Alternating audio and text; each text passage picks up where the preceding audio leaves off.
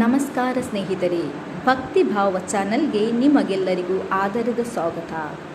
ಇವತ್ತಿನ ವಿಡಿಯೋದಲ್ಲಿ ವಚನ ಶ್ರೀದೇವಿ ಮಹಾತ್ಮೆಯ 8ನೆಯ ಅಧ್ಯಾಯವನ್ನು ಪ್ರಾರಂಭಿಸುತ್ತೇನೆ. ಮಹಿಷಾಸುರನ ವಧೆ ಎಂಬ 8ನೆಯ ಅಧ್ಯಾಯ. ದೇವಿಯು ಶಿವನ ತ್ರಿಶೂಲದಿಂದ ದುಷ್ಟ ಮಹಿಷಾಸುರನನ್ನು ತಿವಿದು ಕೆಡಹಿದುದು. ಸುರರ ಹಾರೈಸಲ್ಕೆ ಪೃಥ್ವಿಯ ಹೊರೆಯು ಅದು ತೀರಿಸಲ್ಕೆ ರಣದಲ್ಲಿ ತರಿದಳೈ ಮಹಾಲಕ್ಷ್ಮಿ ತಾ ಮಹಿಷಾಸುರೇಶ್ವರನಂ. ಆ ರಣರಂಗದಲ್ಲಿ ರಾಕ್ಷಸರ ಸೈನ್ಯ ನಾಶವಾಯಿತು. ಶಾಂಭವಿಯ ಶಸ್ತ್ರಘಾತದಿಂದ ಉಳಿದವರು ಯಾರೂ ಇರಲಿಲ್ಲ.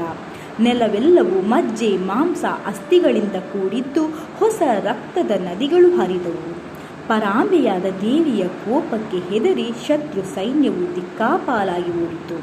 ಮಹಿಷಾಸುರನು ಚಕ್ಷುರ ಮಹಾಬಿಡಲರಾದಿಗಳು ರಣದಲ್ಲಿ ಮಡಿದುವುದನ್ನು ನೋಡಿ ಕಾಲಭೈರವನಂತೆ ಕೋಪೋದ್ದೀಪಿತನಾಗಿ ಬಾಲವನ್ನು ತೀಡಿದನು, ಹೊಡೆದನು. ಆ ರಭಸಕ್ಕೆ ಭೂಮಿ ಸಾಗರವೆಲ್ಲ ಒಂದಾಯಿತು.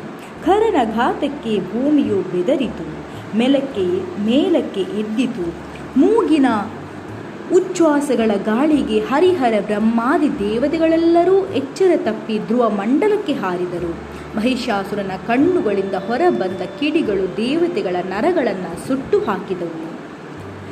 ಇವನು ಘೋರ ರಾಕ್ಷಸ, ಇವನು ಮಹಾಮಾರಿಯಲ್ಲದೆ ಅಸುರನಲ್ಲ. ದೇವಿಯು ಇವನೊಡನೆ ಹೇಗೆ ಹೋರಾಡುವಳು ಎಂದರು ಬ್ರಹ್ಮಶಿವ ದೇವತೆಗಳು. ಮಹಿಷಾಸುರನು ಗರ್ಜಿಸಿದ ಒಡನೆ ದೇವಿಯ ಸಿಂಹವು ಬೆದರಿತು. ಪ್ರಮಥರ ಹಾಗೂ ದೇವತಾದಿಗಳ ಪ್ರಾಣಗಳು ಹಾರಿದಂತಾದವು.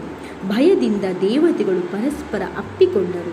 ಹರಿಹರರು ನಡುಗಿದರು. ಮಹಾಬ್ರಹ್ಮಾಂಡವೇ ಬೆದರಿ ಕಂಗೆಟ್ಟಿತು. 1700 ಅಕ್ಷೋಹಿಣಿಯರಾದರಿಂದಲೂ ಅಸುರರಿಂದಲೂ ಕೂಡಿ ಮಹಿಷಾಸುರನು 4 ದಿಕ್ಕುಗಳಿಂದ ದೇವಿಯನ್ನು ಮುತ್ತಿದನು. ಅವನು ಈ ರೀತಿ ಮುತ್ತಿ ಶರಗಳ ಬಲೆಯಿಂದ ದೇವಿಯನ್ನು ಕಟ್ಟಿಹಾಕಲು ಯೋಚಿಸಿ ದೊಡ್ಡ ಬಿಲ್ಲನ್ನು ಕೈಲಿ ಹಿಡಿದನು. ದೇವಿಯ ಮೇಲೆ ಬರ ಸಿಡಿಲಿನಂತೆ ಶರಗಳನ್ನು ಪ್ರಯೋಗಿಸಿದನು. ಆ ಬಾಣಗಳನ್ನು ತಡೆಯಲು ದೇವಿಗಲ್ಲದೆ ಹರಿಹರರಿಗೂ ಶಕ್ತಿ ಇರಲಿಲ್ಲ. ದೇವಿಯು ಆ ಶರಗಳನ್ನು ತುಂಡು ತುಂಡಾಗಿ ಮಾಡಿದಳು. ಬಿಲ್ಲು ಧ್ವಜಗಳನ್ನು ಮುರಿದು ಹಾಕಿದಳು. ಕವಚವೇ ಒಡೆದು ಸೀಳಿತು. ಕುದುರೆ ಸಾರಥಿಗಳ ದೇಹವು ನೆಲದ ಮೇಲೆ ಹೊರಳಿದವು. ಆಗ ಮಹಿಷಾಸುರನು ಅಂಬೆಯನ್ನು ಪಾಶದಿಂದ ಕಟ್ಟುವ ನಿರ್ಧಾರ ಮಾಡಿ ಪಾಶವನ್ನು ಹಾಕಿದನು.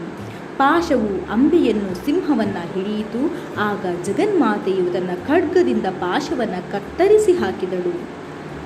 ದುಷ್ಟನು ಅದನ್ನು ಕಂಡು ಭಯಂಕರವಾದ ಖಡ್ಗದಿಂದ ಸಿಂಹವನ್ನು ದೇವಿಯನ್ನು ಹೊಡೆದನು. ದೇವಿಯು ಆ ಘಾತವನ್ನು ತಪ್ಪಿಸಿಕೊಂಡು ರಾಕ್ಷಸನನ್ನು ಗದೆಯಿಂದ ಅಪ್ಪಳಿಸಿದಳು. ಆ ದುಷ್ಟನು ಆ ಏಟನ್ನು ತಪ್ಪಿಸಿಕೊಂಡು ಖಡ್ಗದಿಂದ ದೇವಿಯನ್ನು ಹೊಡೆದನು. ಪರದೇವಿಯು ಆ ಖಡ್ಗವನ್ನು ವಜ್ರಾಯುಧದಿಂದ ತುಂಡರಿಸಿ ಹಾಕಿದಳು. ಮಹಿಷಾಸುರನಾಗ ದೊಡ್ಡದೊಂದು ಆನೆಯ ಮೇಲೇರಿ ಬಂದು ಸಿಂಹದ ಹತ್ತಿರ ನಿಂತು ದೇವಿಯ ತಲೆಯ ಮೇಲೆ ಖಡ್ಗದಿಂದ ಹೊಡೆದನು. ದೇವಿಯು ಅವನ ಖಡ್ಗವನ್ನು ಶೂಲದಿಂದ ಕಡಿದು ಅವನನ್ನು ಆನೆಯಿಂದ ಕೆಳಕ್ಕೆ ತಳ್ಳಿದಳು. ಅವಳ ಆಭರಣದ ಮುತ್ತುಗಳು ಅಲ್ಲೆಲ್ಲ ಚೆಲ್ಲಾಡಿದವು. ಸಿಂಹವು ಅವನ ಆನೆಯನ್ನು ಛಿದ್ರವನ್ನಾಗಿ ಮಾಡಿತು. ಹೀಗೆ ಮಹಿಷಾಸುರನಿಗೂ ದೇವಿಗೂ ಯುದ್ಧವು ಭೀಕರವಾಗಿ ನಡೆಯಿತು. ದೇವಿಯು 1000 ತೋಳುಗಳಿಂದ ಯುದ್ಧ ಮಾಡಿದರೂ ಅದು ತೀರುವಂತಿರಲಿಲ್ಲ. ಮಹಿಷನು ದೇವಿಯ ಮೇಲೆ ಎಡೆ ಬಿಡದೆ ಒತ್ತಿ ಬಂದು ಸೀಳುವೆನೆಂದು ಗರ್ಜಿಸಿ ಖಡ್ಗವನ್ನು ಎತ್ತಿದನು. ದೇವಿಯು ಆಗ ವಿಧವಾದ ಪರಶು, ಕಕ್ಕಡೆ, ಕುಂತ, ಮುಡ್ಗರ, ಸುರಗಿ, ಭಲ್ಲೆ, ಮುಸಲ, ಶೂಲ, ಚಕ್ರ, ಡೊಂಕಾಣೆ, ಬಾಣ, ಗದೆ, ಮುಸಂಡಿ ಮೊದಲಾದ ಸಹಸ್ರಾರು ಶಸ್ತ್ರಗಳನ್ನು ಸುರಿಸಿ ಬೇಸತ್ತಳು. ಆ ಮಹಾಘೋರ ಯುದ್ಧವನ್ನು ಯಾರಿಂದಲೂ ನೋಡಲಾಗಲಿಲ್ಲ. ದೇವತೆಗಳು ಮೂರ್ಛಿತರಾಗಿ ಮೈಮರೆತರು. ಅದನ್ನು ನೋಡಿದವರೆಂದರೆ ಹರಿಹರ ಬ್ರಹ್ಮರು ಮಾತ್ರ. ಅವರು ಮಹಿಷನ ಮತ್ತು ಪರಾಂಬೆಯ ವೀರತೆಯನ್ನು ಹೊಗಳುತ್ತಿದ್ದರು. ಧನ್ಯವಾದಗಳು. ಮುಂದಿನ ವಿಡಿಯೋದಲ್ಲಿ ಈ ಅಧ್ಯಾಯವನ್ನು ಮುಂದುವರಿಸುತ್ತೇನೆ.